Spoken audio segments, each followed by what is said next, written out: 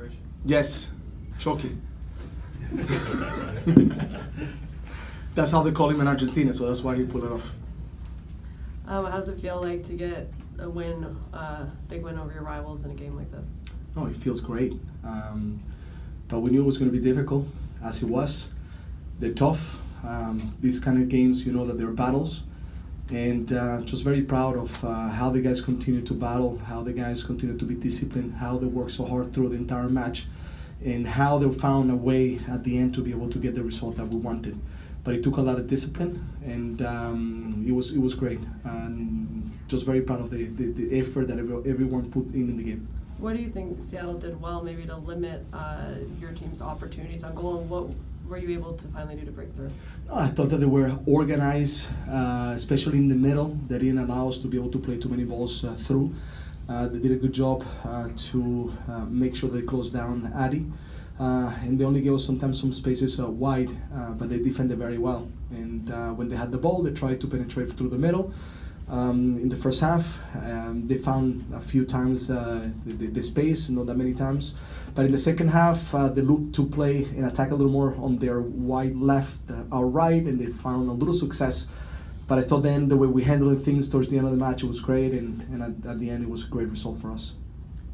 Knowing that Seattle was going to come into this one likely in a pretty defensive formation, pretty tight at the back, what was your game plan coming into this one, and how do you think it played out?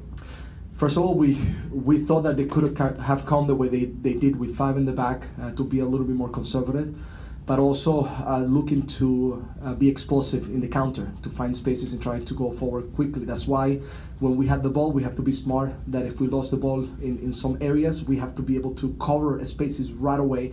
That way they didn't find the counters, which I thought we did for the majority of the match very, very well. And I thought that was the plan, from their part. For us, it was a matter of staying disciplined, just wait for our moment, and at the end, Blanco, put an amazing goal. Coach, how did the conditions figure into your thought process in planning, substituting, all that, and how bad was it out there? It was very hot for both teams. It was difficult. The temperature, was very high. And at the end, we had to make some substitutions because, here or there, some players start looking a little bit tired. Because the situation playing at this time is tough. But at the end, as I said, very proud of the effort that everybody put in. Coach, was being physical part of the game plan? These are derbies. These are, clásicos, we call it. In every clásico derby, they're physical. They are battle. You have a plan in place, but then it takes over the other plan. And the important thing is that we match up. They came strong, but we came strong as well. And at the end, it was great to be able to get a win.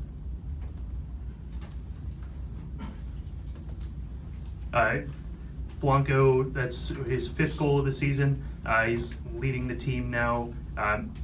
What do you think it is that has given him the opportunities like you saw today? I think first of all, his style of life outside the field has been fantastic. His nutrition, the way he's taking care of, on himself, is great. He's has prepared very well to give even more this season. And I think the team is helping as well, with Valeri, with Adi, with everyone around him. So Blanco helped Valeri and Adi and everybody together. And I think that's the most important part, is the mentality of helping each other offensively when we have the ball, but as well as defensively. What was it like for you being involved in the Portland-Seattle rivalry in this way for the first time? No, it's a great, we're very fortunate in the United States to have this derby here.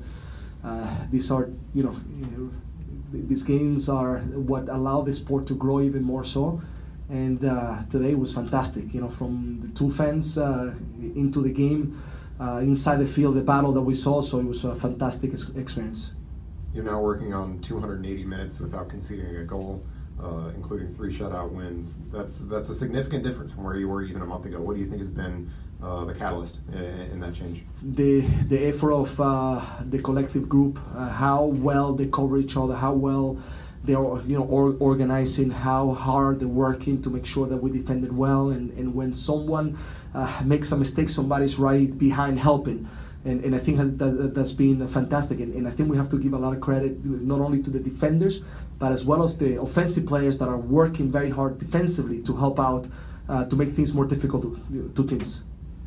Gio, experiencing this for the first time in such a great atmosphere, how hard is it for you as the coach to keep your emotions under check when you're working up and down the sidelines? No, it's passion. It's once you hear the referee whistle, your main focus is on the field, and then you realize what happened at the end.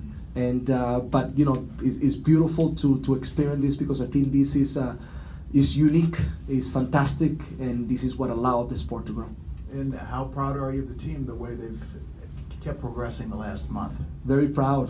It's been progression, as you said, game after game, practice after practice, and couldn't be more proud of the effort. And we have more guys still battling to try to play, that want to participate, that want to be there. So I'm very proud of the effort today, but entirely for the entire group. Joe, can you back there? Enrique. En Spanish, ¿qué significa ganar el primer clásico del noroeste contra Sounders aquí en casa? No, es especial, hay que decirlo, es especial poder haber ganado un partido como este contra un rival importante en este clásico, pero debo siempre agradecer a los jugadores por el esfuerzo que han puesto el día de hoy. Fue increíble cómo se trabajó, cómo se luchó y cómo se consiguió ese gol al final. En todo momento creímos que podíamos conseguirlo, y estoy muy orgulloso de lo que se consiguió el día de hoy. Coach, uno más en inglés.